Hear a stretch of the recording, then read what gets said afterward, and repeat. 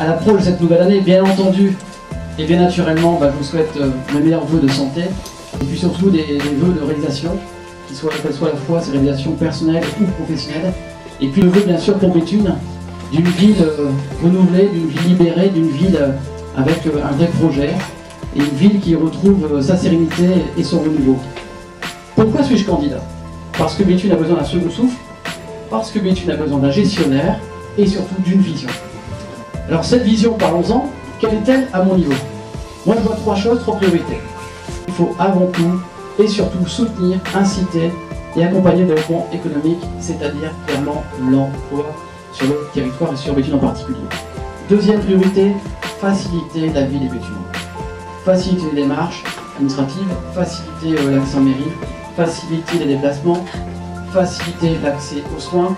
Troisième axe que je veux développer pour la commune, troisième axe de mon projet, c'est d'amener de la sérénité.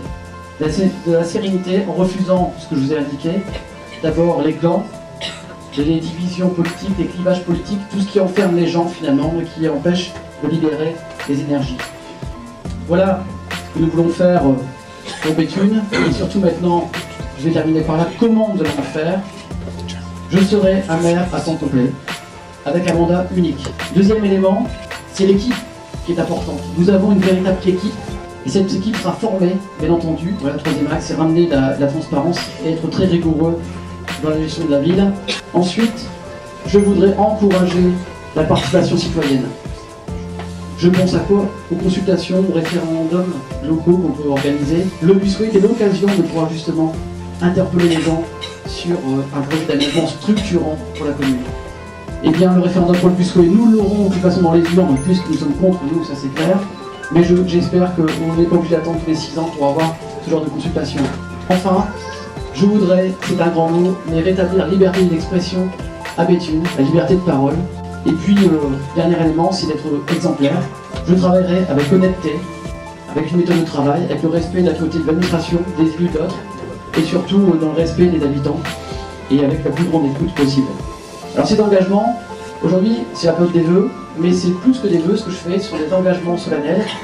Et donc je vais m'engager publiquement, devant vous, et avec M. Email, avec Ampicor, sur cette charte qui pourra démontrer que ce que je dis ce soir, c'est inscrit pour moi durablement et dans le marbre. J'ai besoin maintenant de vous pour porter ce message, de dire aux Béthunois que nous sommes le seul mouvement qui rassemble aujourd'hui à Béthune, que nous sommes des gens qui avons des idées, qui avons l'honnêteté, qui voulons avancer dans le bon sens. Nous avons fait le refus de la démagogie, le refus des promesses pour gagner à tout va. Et bien continuons à être sérieux dans le discours, sérieux dans les propositions. Ensemble, nous allons ramener à Béthune du renouveau et de la sérénité, un Béthune que nous aimons tous ici. Merci beaucoup à vous. L'association Ampicor est un groupe de pression militant et une force de proposition qui a pour objectif de rendre les citoyens plus vigilants et les hommes politiques plus rigoureux dans leur gestion des affaires publiques. Élus et citoyens affirment qu'il est possible de faire de la politique autrement, sans pratiquer le clientélisme, sans tricher et en écartant de la scène politique toutes celles et ceux qui ont commis des délits dans l'exercice de leurs fonctions. La charte municipale 2014 est une contribution au développement d'une culture de vertu dans l'administration locale. La charte comprend 9 engagements traduisant une ligne éthique défendue par Ampicor depuis sa création en 2002.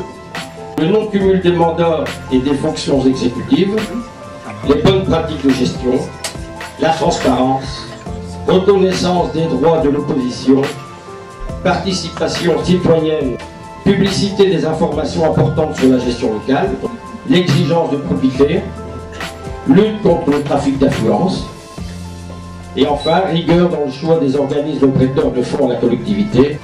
Alors ensuite, les engagements de cette charte ont valeur de contrat de mandat pour les partis signataires, le candidat tête de liste s'il est élu maire et l'association Ampicor.